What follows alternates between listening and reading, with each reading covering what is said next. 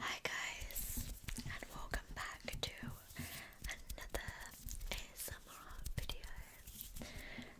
Today, instead of doing true crime like I normally do, I thought I would do reading some more like paranormal, supernatural, unexplained scary stories, mostly from Reddit, because obviously that's a good place where people post stuff, their experiences, and yeah, I just thought it would fit in because it's nearly October, so I thought we would get started with like some more scary, spooky stories because I love listening to people talk about them, so yeah. Also, before I start, if you guys have any experiences yourself, like any hauntings, anything paranormal, anything weird or unexplained that you would like me to read on my channel, then you can send these stories to my email, and yeah, then I can read them on like and make a video of it. Basically be reading ones from Reddit. That time my mum and I lived in a haunted house. So my mum lived in a cute little duplex the next town over, and one day she abruptly decided to move with my brother in Idaho. She had another 3 months on her lease and decided to just move her house over bit by bit between California and Idaho in her pickup truck. Her engine blew her head gasket on her first trip, so she called me and had me pack up her house and put it in storage. I've been to her house many times before, but I was never there alone and at night before. And this was an old house with no light fixtures except the kitchen and bathroom. So when the sun went down and only lamps to light up most of the house had a lot of shadows. And after a while, I got a feeling that I wasn't alone. I don't know how to describe it, but I felt another presence in the house. And then I started seeing a dark figure out of the corner of my eyes, and I would turn to look at it, and I would see it looking at me from around a corner or peeking its head through the doorway, and then it would move out of my sight. I got out of the house and never went back at night. Years later, I was talking with my mum and told her about the story, and she told me that's why she moved. Yo, that is insane. That is freaking creepy. And I don't blame her mum for wanting to move house, because I would have been gone. So weird. The next little story is called I'm Being Followed. To start, I have never given any thought to the idea that paranormal encounters are real. I was raised by a single mother with a PhD in psychology, specifically adolescent behavioral studies, and I was taught that the most likely explanation for any occurrence is usually the right one, in brackets, Occam's razor. Recently, I have had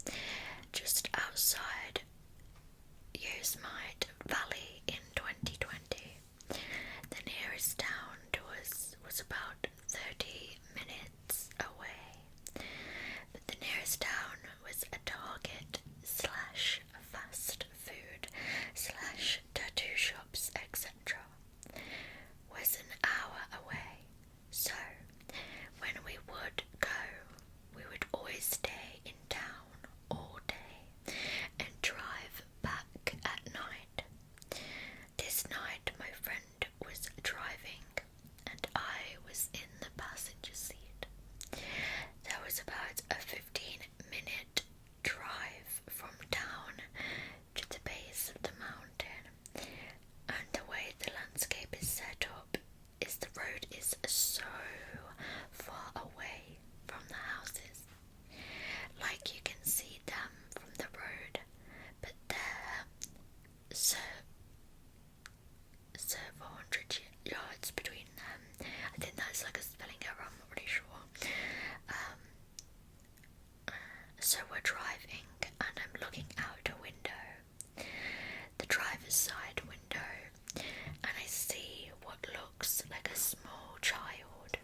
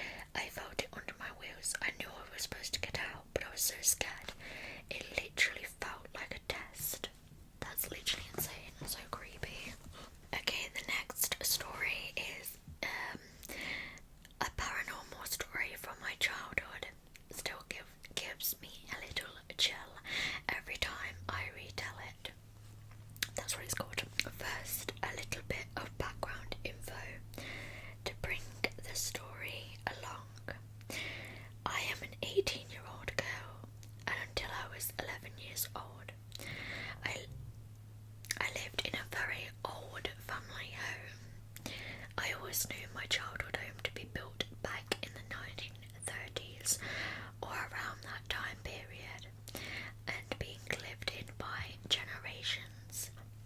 This home was peaceful, and we never felt threatened once, but there is absolutely no denying that there was something or things within its energy. I have two younger siblings and have lived with both of my parents my entire life. We can all remember the footsteps of heavy boots in the hallways at night, the pull-down ladder to the attic flinking down at random, and the shadows flashing around the corners and through doorways. My story starts when I was about 7 or 8 and would repeat about once every month or two. I would be dead asleep in my childhood bedroom with my door closed, always for me, and randomly would gasp awake. Almost involuntarily, I would shift my side towards the doorway, and my door would just crack open a little itty bit. A small girl would slowly peep in with her blonde hair and little white dress, making her way for what feels like an eternity to the bottom side of my bed. She would sit down very polite and stare into my soul. Every single time it was the exact same. She would whisper words to me that I have never been able to recall, but I sit there and it's almost like a telepathic communication or understanding of her. It lasts for what feels like forever. Then once she spilled all her words, she holds her just to her knees and hops back off the side of my bed towards the door. She leaves and my door clicks shut. Immediately I shake out of my paralysis. I know that sounds like the climax of the story, but just please keep reading. After a few years of this girl occasionally popping in and out like she does, I finally decided to tell my mom about these weird dreams. I think I never really thought to tell her because I was never scared of the young girl. She was always calm and polite, like I mentioned. So as I'm explaining to my mom the details of my dream, she stops me after saying young girl. My mom looks at me with the weirdest expression and asks, is this little girl blonde or does she wear a white dress? I shook my head, saying yes quickly in disbelief, and then she thinned out her lips, saying I saw her looking around my door one morning. I don't remember much of what happened after that conversation me and my mum had, but I continued to have the same dream on and off until we moved. We own the land we live on and tore the old home down and had a new house built in the same place. I was 11 years old when we moved into the new house, and I remember a few months after moving in, the same girl, she came to see me one last time, and I haven't seen her once since that night. It's been over 7 years and still no girl, lol. I've had so many other freaky things occur already so far, and truly believe that the energy sticks around.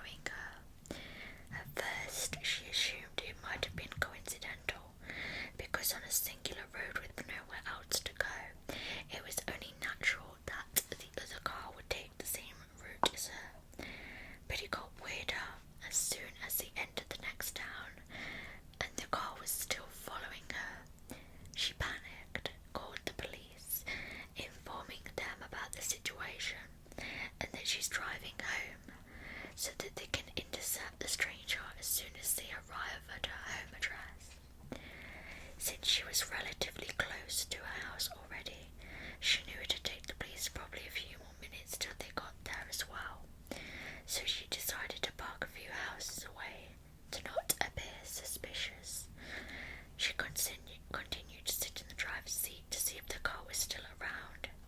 And indeed, the stranger even parked directly behind her. At this point, she had the pepper spray ready, the doors locked from the inside, and was obviously super anxious when a man got out of the car and walked up to her window, waving at first and gesturing towards the back of her car. Confused by this, she decided to roll down the window a tiny bit to ask what's up with this guy. The man explained he'd only been following her till now, to tell her that while he approached her car by the roadblock, a stranger had snuck into her trunk and still probably there. What the Jess was absolutely bewildered yet terrified by this.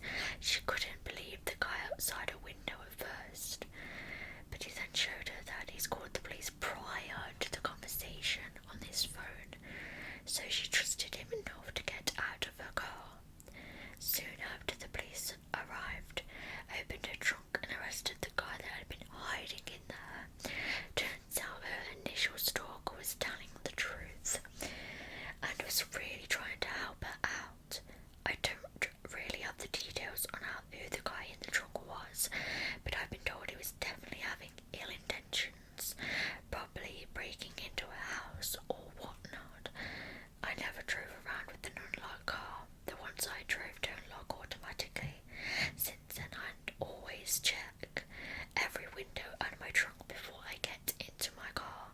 P.S. The car she drove at that time was a Skoda Octavia, so the trunk was directly connected to the front of the car, which makes it even scarier since the guy could have just crawled to her from the back seat. Yo. No, see, to me that shit is scarier than actual paranormal stuff, because that is terrifying. Like, he could have been a serial killer, like, oh my days. And the fact he could have literally reached out of the back of the boot while she was driving and I hate that. That to me is the scariest one. Oh, what the hell? This one is called Weird Haunted House. Okay, so when I was younger, me and my two friends always slept over at one of their apartment complexes. She lived in a neighbourhood with a big white clubhouse that could be rented out for parties, BDs, etc. We had went by the house multiple times when walking to the pool and always got an eerie vibe from it. One time we were walking laps around the pool house, and my friend said the chair that you could see through the window had moved from earlier, which was weird. And a few weeks later, as we were walking to the pool, we saw a strange man lurking around the house. Coming back from the pool, we saw the door was cracked open. That night we had decided we wanted to investigate, so we snuck out and crept the house. There was a really strange vibe. As we walked there, something fell out of a tree. It was a featherless baby bird that had had its eyes ripped out and was bleeding all over the sidewalk. We were so freaked out, we walked to the back of the house, and I had saw a room with the lights on. As I looked up, I saw a chubby man chopping something with a butcher knife in the window. I was frozen. Suddenly her mum came and grabbed us and took us home. The time was around midnight.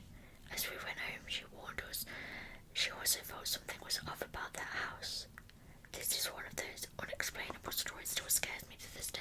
I get being a kid, you want to explore like a amount of places. It's in a school with girl, thank hell, thank the Lord, whatever, that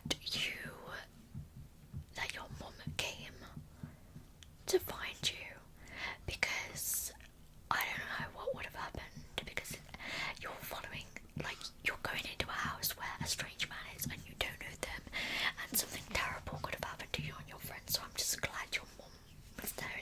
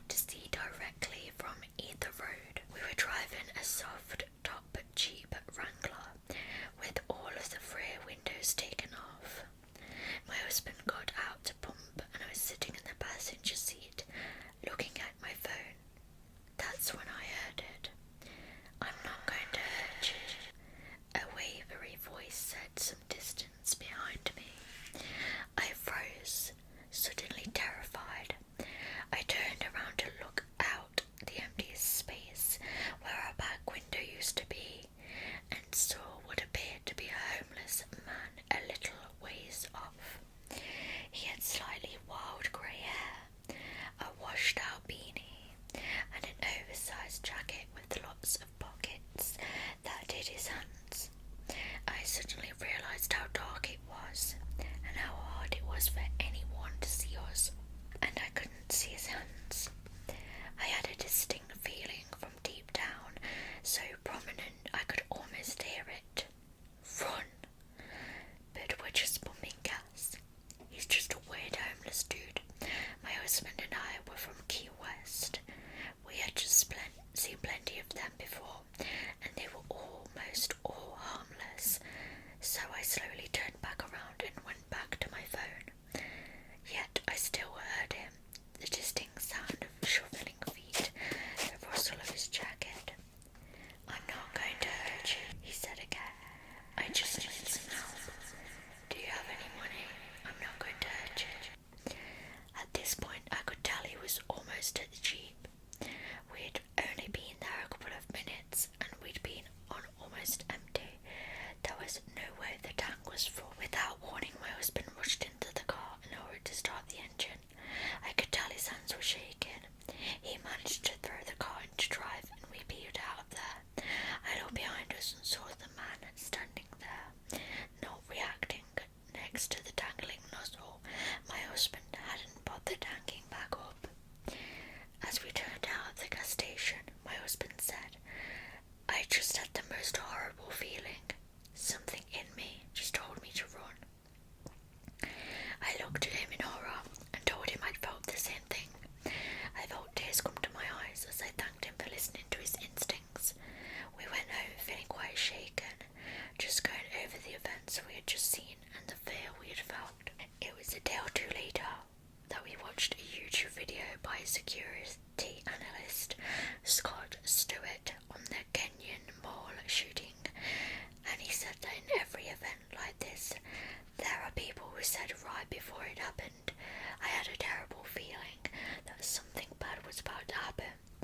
He adds that some people listen to that feeling and leave the area, while others mention how much they regret not listening to it. I burst into tears hearing this, knowing the feeling he had described it all too well. I had that feeling and was one of those who ignored it. I remember screaming, crying thank you at my husband for listening to his sense of danger. Now it is fully possible that this was just a harmless person after asking for money in a slightly creepy way, and that nothing bad would have happened, but I can't stop remembering how the weird angles just kept anyone from seeing us. I can't stop thinking about how dark it was, and I can't stop thinking about his hidden hands. And I still get the full body chills remembering him saying, I'm not going to hurt you. Moral of the story, I guess. If you ever get that distinct feeling that something bad is imminent, leave the area. It may be a false alarm, and it happens a lot. You may have a hyperactive anxiety response and might want to try Lexapro.